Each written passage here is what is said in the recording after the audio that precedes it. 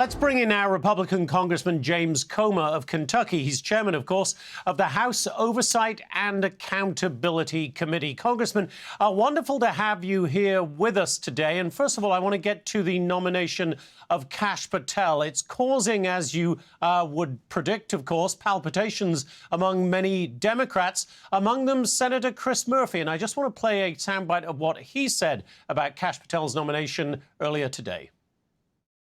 I will vote no, and I will organize not just my colleagues, but the American public to understand what's happening here. Kash Patel's only qualification is because he agrees with Donald Trump that the Department of Justice should serve to punish, lock up, and intimidate Donald Trump's political opponents. And so the cost to the American public is pretty simple. The Department of Justice and the FBI is supposed to be there to go after drug traffickers, gun smugglers, to go after corrupt Wall Street financiers. Instead, the Department of Justice is going to serve Donald Trump's political interests. So, Congressman, the senator's point there is that, in his view, Kash Patel's only qualification is loyalty to Donald Trump. Do you agree or disagree? I disagree. Senator Murphy should be ashamed for what he said. NBC should be ashamed for not interrupting him like they would interrupt Republicans when they didn't like something they said. What he said wasn't true. Kash Patel is very qualified. I'm very excited about this appointment. The FBI has failed the American people under the leadership of Christopher Wray. It needs to be purged. They failed in trying to do anything to go after drug traffickers, human smugglers, sex traffickers. The list goes on and on. Crime is out of control in our cities. People aren't being prosecuted. The American people have lost confidence in the FBI, and I'm not even I don't have time to go over the deep state abuses that have been caused under this administration. Kash Patel will go in. He's very experienced, very intelligent.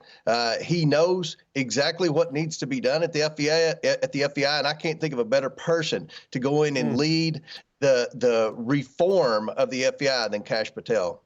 He's certainly made it clear in the past, Congressman, that he wants to shake things up. A lot of Democrats and those on the left, I think, are jumping on a comment he made. I think it was on the conservative Sean Ryan show on the podcast.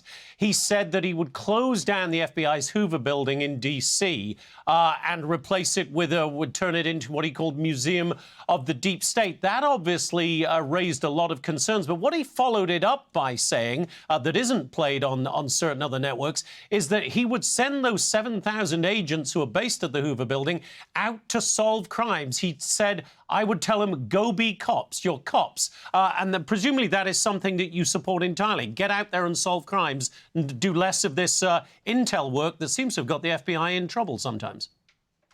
I agree completely. The FBI again has failed. They've not been going after their core mission, which is to go after criminals. They've been going after conservatives. They've been going after anyone that they feel is a threat to their deep state supremacy. The days of the deep state are about to end under Donald Trump. He's put the right people in place at the Department of Justice, at the CIA, at the FBI, and I think this is what the American people voted for. They knew that under Joe Biden and Kamala Harris, we've had a two-tier system of justice in America.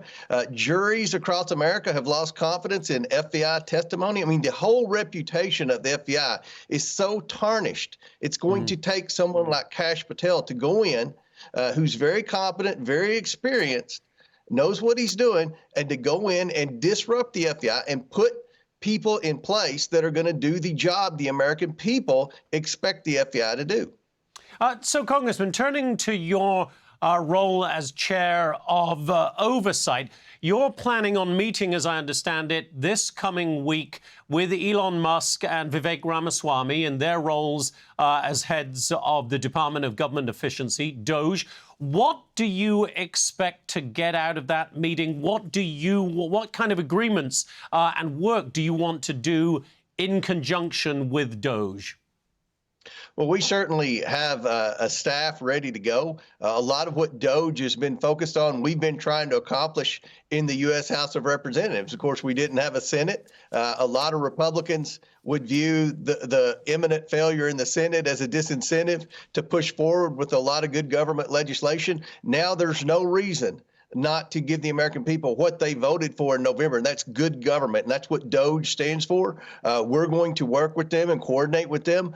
We have a list of things that we think Donald Trump can do by executive order on the first day. We also have a list of things that we think need to receive congressional approval, and we want to start on day one with that. So I think you're going to see a lot of coordination in the House and Senate, not just with my oversight committee, but with other committees as well. We want to make government more efficient. We're spending too much money. The debt is not it's not acceptable. We can do better, and I think that's what DOGE wants to work with Congress on. So briefly, Congressman, are a lot of bureaucrats about to lose their jobs in 2025? I hope so. We're going to do everything we can. We're going to start by making them come back to work. Remember, they're still off for COVID. A majority of federal employees in Washington, D.C. are not going into work more than one day a week because of COVID. This ridiculousness needs to stop. It's going to stop. And I think that DOGE is going to be focused on so many different areas in addition to rules and regulations, but also the bureaucrats. We have too many fat cat bureaucrats on the government payroll that provide no benefit to the American taxpayers. This has to end, and it starts when Donald Trump's inaugurated as president. Congressman James Comer, interesting times ahead, no doubt. Thank you so much for being with us this Sunday. Thank you. Hey, Sean Hannity here. Hey, click here to subscribe to Fox News YouTube page and catch our hottest interviews and most compelling analysis. You will not get it anywhere else.